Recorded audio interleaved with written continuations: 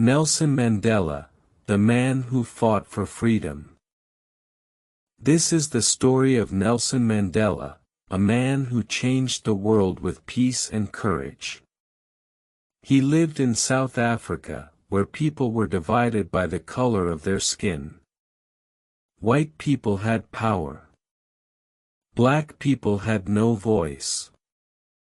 Mandela wanted to change this. He wanted equality, justice, and freedom. He spent 27 years in prison, but he never gave up. He became the first black president of South Africa and a symbol of peace for the whole world. Let us begin this journey, from a small village to the heart of the world. Nelson Mandela was born on July 18, 1918, in the village of Mbizo, in South Africa. His full name was Rolihlahla Mandela. In his language, Xhosa, this name meant pulling the branch of a tree, or simply, troublemaker.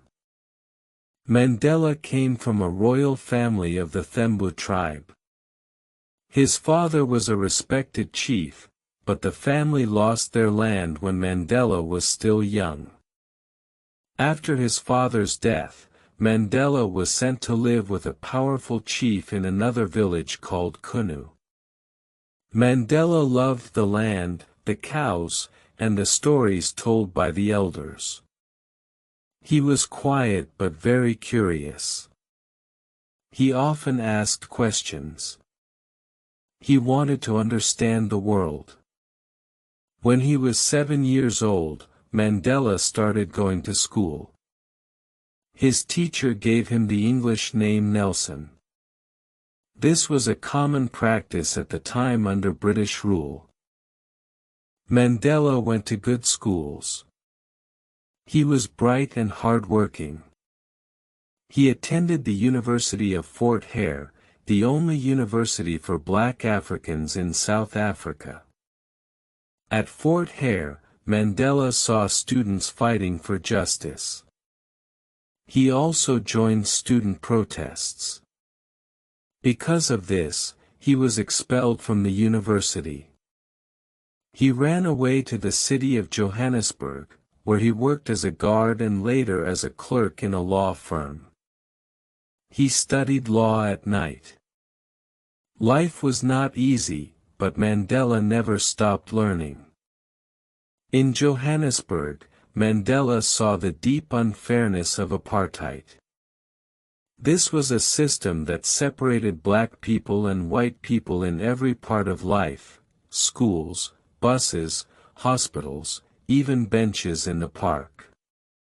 Black people had no voting rights and were treated as second-class citizens. Mandela knew this was wrong. He decided to fight for change. In 1952, Mandela opened the first black law firm in South Africa with his friend Oliver Tambo. They helped black families who had no money to fight unfair laws. But Mandela wanted to do more. He joined the African National Congress, ANC, and helped lead the Defiance Campaign, where black people peacefully broke unfair laws.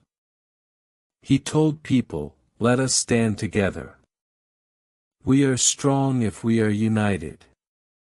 But the government did not like this. They arrested Mandela many times. They tried to stop the ANC. Still, Mandela and his friends did not give up.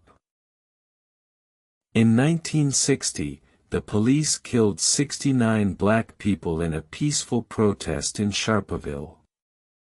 The ANC was banned. Mandela and others went underground. Mandela now believed peaceful protests were not enough. He helped start Umkhonto we Sizwe, or Spear of the Nation. This group used sabotage. They damaged power stations and government buildings, but never hurt people. Mandela said, "We have no choice. The government does not listen." In 1962, Mandela was arrested again. In 1964, at the famous Rivonia trial, he was sentenced to life in prison. In his final speech, he said, "I have fought against white domination, and I have fought against black domination. I have cherished the ideal of a democratic and free society. It is an ideal for which I am prepared to die."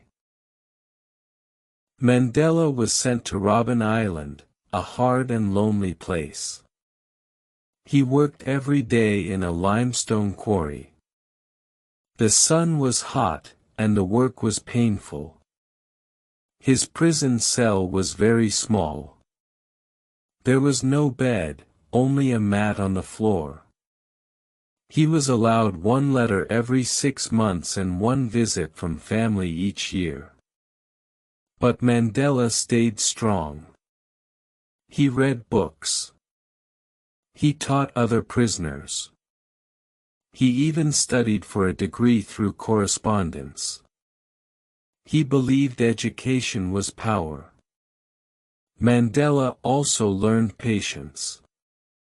He made peace with prison guards. He believed in talking, even to his enemies. Years passed. 10. 15.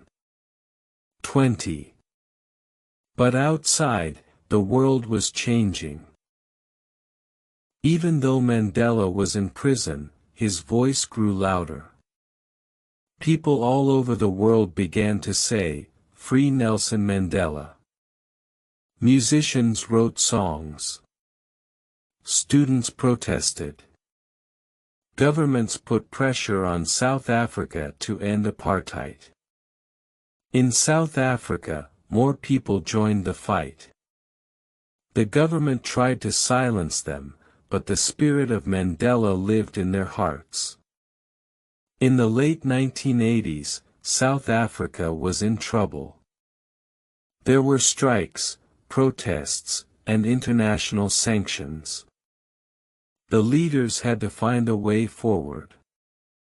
They turned to the man who had been in prison for 27 years, Nelson Mandela. On February 11, 1990, Nelson Mandela walked out of prison.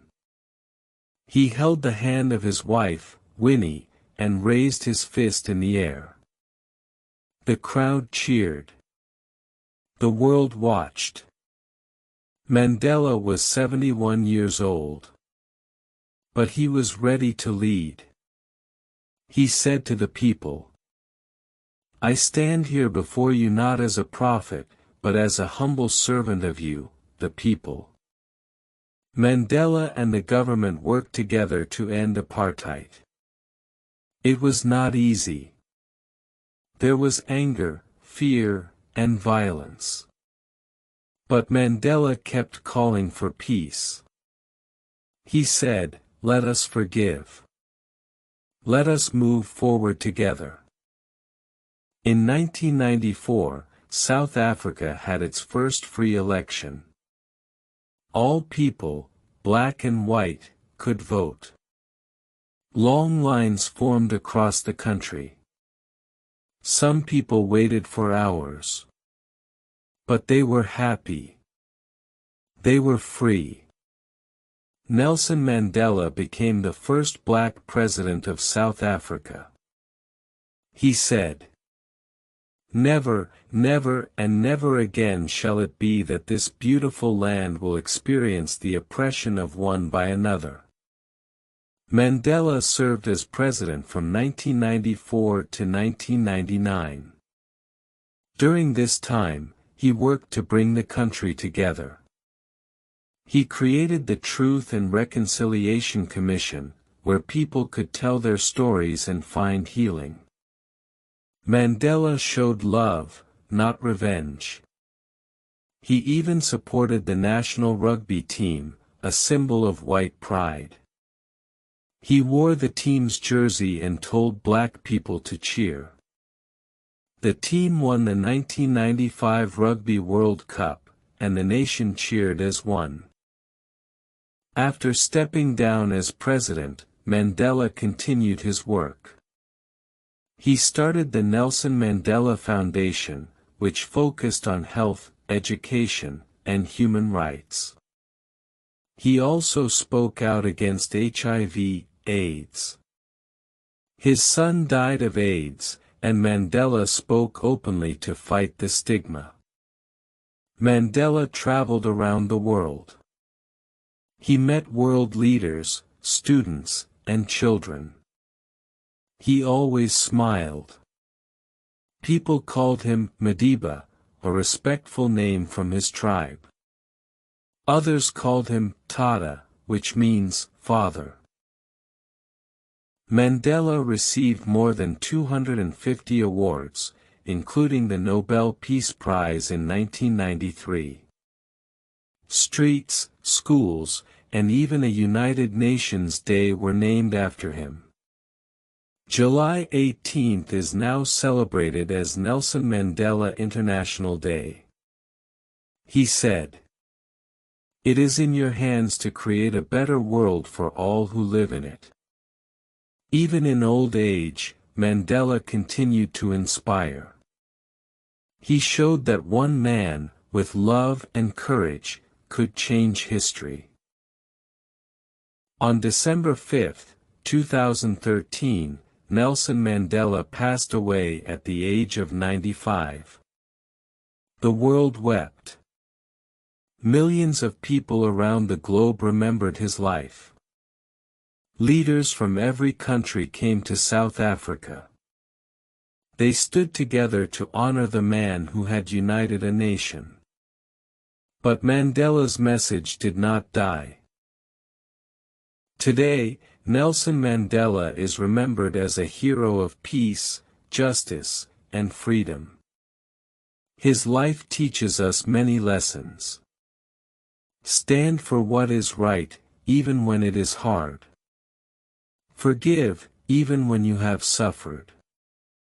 Love, even when others show hate. Unite, even when others divide. He once said, "I am not a saint, unless you think of a saint as a sinner who keeps on trying." Mandela was a human being. He made mistakes. But he never gave up on his dream. That dream lives in every classroom, every protest, every kind heart that says, all people are equal. Nelson Mandela was more than a leader. He was a light in dark times. His story is not only South Africa's story. It is the world's story. No matter who you are, where you live, or what color your skin is, you can make a difference. All it takes is courage, love, and a dream.